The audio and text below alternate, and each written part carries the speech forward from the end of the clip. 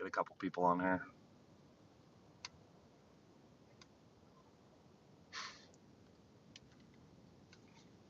Hang on, guys.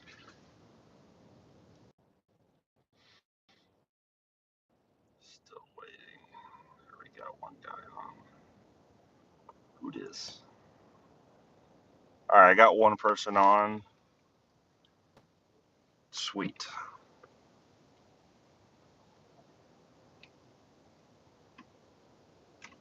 I'm just gonna let a couple people get back in. We were up to like 25 at one point, and then it went down to 9. I'm just like, what the? Oh, what's up, Ernie? Hey, do you remember where I was at when I stopped, when I cut out?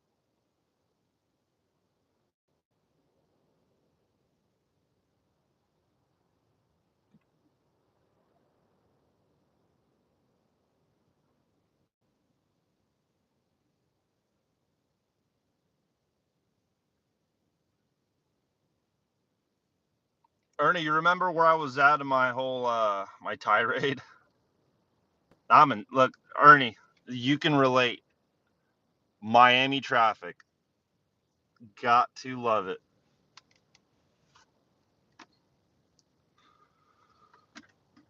Let me get a couple more people on here. Be patient. I'm gonna have a snack while the viewers load up. A little protein bar for my rants.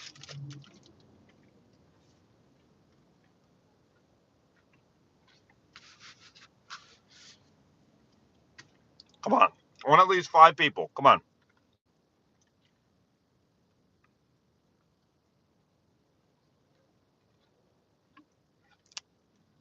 Vámonos, coño.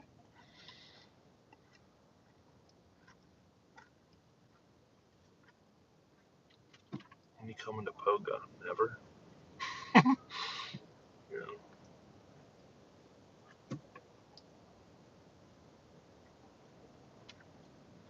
Oh wait, is that this is Sunday. Ho ho ho ho. All right, I got 2 viewers, but like 4 different comments. Ernie is a traffic hazard. Okay. Funny, I'm going to tell this story just because it's Ernie and Mike right now, pretty much. Hang on. Let me get some water. So, I don't know. I think I was with Dwight Willis. He don't fish very much anymore. But I'm at Tamiami Trail, and you have like those airboat docks on the Tamiami Trail. Me and Dwight are fishing, and this boat just comes. I hate to say this, but it's funny. This boat comes and blows through all the airboat docks and just rolls on. And Dwight's like, "Man, we all get that boat DQ'd." And I look, it's freaking Ernie. Ernie blew all the docks. I wouldn't do it, but I would never call anybody. That's stupid. But Ernie, no wake, dog. Come on. All right. Yeah, Ernie, send them my way, especially if they're local. That'll really help because closest buyer I got is like St. John's in like Gainesville, Florida. So I don't want to try and set all that up. So I'd rather just meet someone at a gas station 5 minutes from my house and cha-ching. Message retracted. Why are you gonna retract it? No, Coleman, I'm not going to freaking Istapoga. Actually, I might. I heard some guys saying that Istapoga is doing good. Somebody caught like a 13 a little while back. So, what's Mikey's like a mosquito? You were telling Donnie you didn't have a guider help. Okay, Ernie's traffic hazard, man. So you got your ducket rod. Call me a troll one more time. I knew resolution of being nice is over. Okay. Whatever you say, troll. So, I want to get old Donald back on here so I can keep roasting him. That was fun.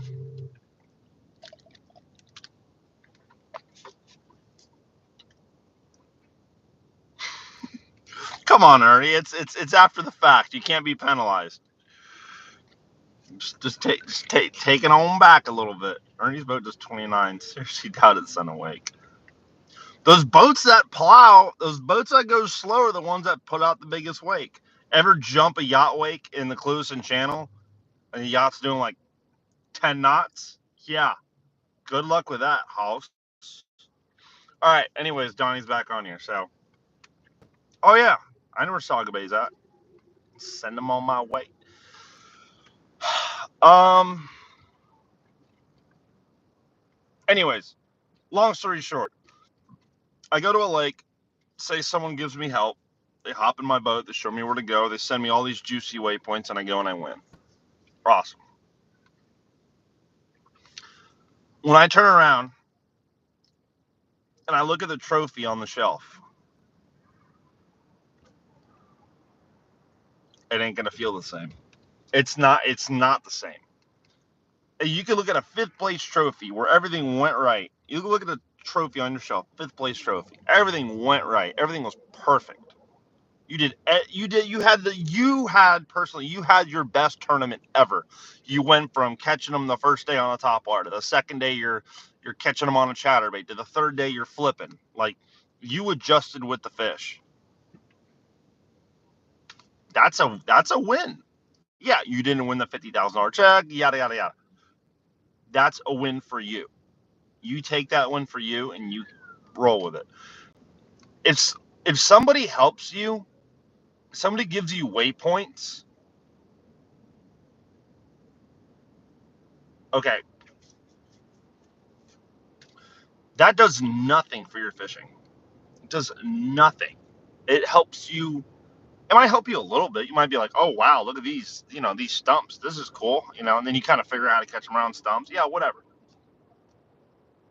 But the main process in your mind that figures out where to find fish, how to find fish, you're not exercising that muscle. Okay, this is the best analogy, and I just came up with it right now. You're going to the gym, right? You've been going to the gym every day. You're bench pressing. I don't know. I don't go to the gym. You're bench pressing pounds, right? You're at 50, then a couple weeks later you're at 60, 70, 80, whatever. And then one day you show up and you put 200 pounds on there. You're like, I'm gonna bench press 200 pounds. You're like, and you're dying. You're struggling. You can't do it. Well, big buff guy comes over and goes, I got you, boss. And he helps you. He helps you do like 20 sets, right? Or 20, whatever. What good did that do you? Are you gonna be able to come back to the gym the next day and bench press 200 pounds? No, because you're not exercising. You're getting help. That's actually an amazing analogy. I'm gonna make a whole video about this, and that's gonna be my main. That's awesome. I'm proud I came up with that. Yeah. So, but it's this. So this one takes more time. But if you go to the gym, you're 50, you're 60, you're 70, 80, 90, 100, 20. You're going to get to 200 pounds eventually, but you're going to get to it on you, on your own way, on your own terms. And guess what? When you finally bench press 250 pounds, you're going to be like, damn, I did that. I can do that. That's that's what it's about for me. For other people, it's about recognition, money, other things. Yes, the recognition's awesome. The money's great. But at the end of the day, you take none of that to your grave. None of it. When you die, what's your fame worth? What's your money worth? In your head, you're going to be like, wow, look at everything that I've done. And how great was it to do it all on my own? That's a good feeling. So that's my little tirade over it. Listen, if you don't care about any of that, go hire a guy, go get help, do whatever you want to do. But if I find out you beat me doing that, I'm gonna be like, all right, yeah, he won. Who cares? He had the best guide on the lake call him and give him waypoints. Like, I don't care. I could have done that. I probably would have beat him if I would have had those waypoints. But I did it because I did it my way. I like doing it my way. Gunnersville, 4th place, Toyota. How many other guys were skipping docks?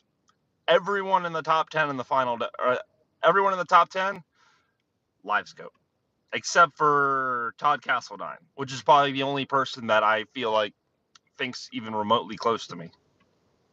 I mean, that guy's in his own, he's in his own dimension, but like, he was the only one skipping docks. And guess when he figured it out? The first day of the tournament. He had 4 days of practice, 5 days of practice. First day of the tournament, he figures out they're on docks. And then he rolls with it through the whole tournament. That's fishing. That is fishing. Forget practice, trash. What I just figured out now, we're going with it.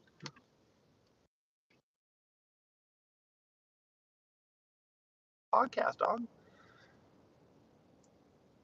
To my defense, I fly by the abandoned airboat docks. Why slow down? No one there. Yeah, Ernie, I was just messing with you. I don't care, dude. Let's talk about that point in the RMCC championship. Donnie would love that. Wow, Matt. Donnie said Donnie should be ashamed of us. Donnie, man, you forgot I was there off there.